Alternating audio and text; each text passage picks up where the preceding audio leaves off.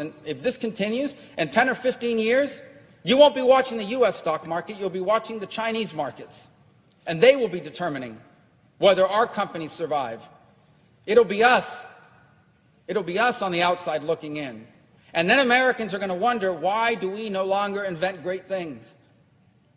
Why do we now have to do whatever China wants in the world in order to get the medicines we need to cure my mom or my dad's Alzheimer's? And the answer will be because when they were displacing us, your policymakers were too busy arguing with each other and playing dumb, ridiculous games on a regular basis. Meanwhile, China was focused like a laser with a plan, and they executed on it. This is not a game. I can think of no more significant issue from the perspective of history than what is happening now. And do not misunderstand me. I do not come here to say that I want to be unnecessarily aggressive with China or that I want there to be a confrontation. China is going to be a rich and a powerful country. And we have no problem with that. We can't have any problem with that.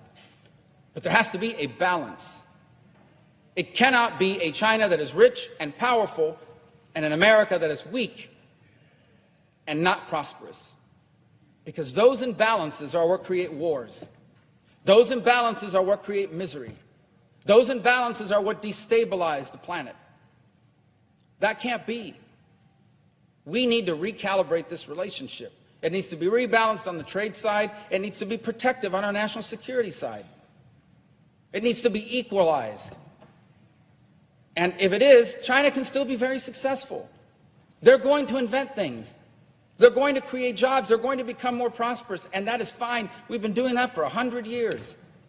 Every person in this gallery, sitting in the gallery, every person here in the well of the Senate on the floor, everyone you know has products on them, a phone, a belt, made in another country. The issue is not that other countries make things and we don't. It's not about us dominating everything. It's about balance. And this is not balanced. This is headed to a dramatic imbalance, and the imbalance used to be they made cheap things and sent it back to us so we had lower prices. That's what's happened for the last 30 years. They made cheaper T-shirts, they assembled the phones cheaper, and they shipped it back to the United States, leading to lower prices. That's not the imbalance I'm talking about. The imbalance we're headed to is they control state-of-the-art artificial intelligence.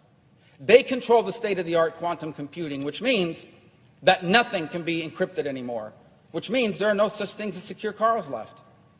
The President of the United States one day will not be able to talk to his national security officials anywhere in the world without the Chinese hearing it. Because no matter what encryption you put in, they'll break it with a quantum computer. That's the imbalance I'm talking about. The imbalance I'm talking about is one day we'll have a dispute with China on something on national security somewhere in the world, and they will threaten to cut off our supply of biomedicines.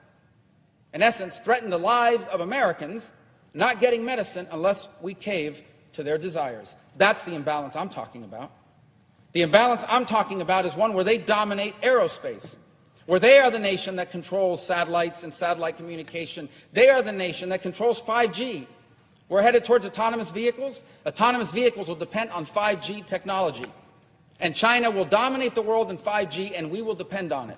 So we're going to build a fleet of autonomous trucks and autonomous cars, and none of them will work if the Chinese decide to shut it down because they dominate that field.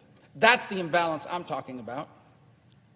And if this all sounds fantastic, apocalyptic, look it up. Research it.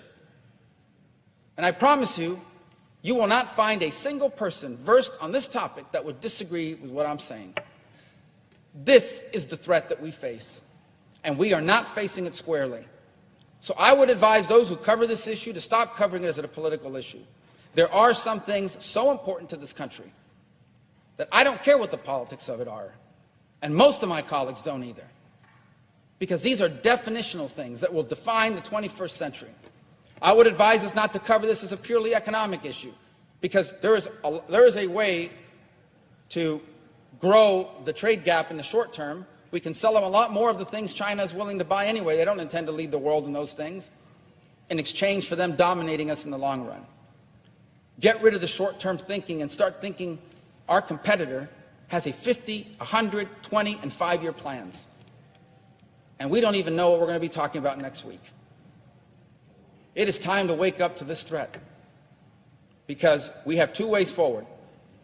There can be a balanced relationship between two great powers, leading to a world that is stable and secure and prosperity, or we can have an imbalanced world in which a rising power in China does so at the direct expense of a falling status quo power in the United States, and that instability will lead to conflict and a way of life for Americans that we will find unacceptable. And then it will be too late.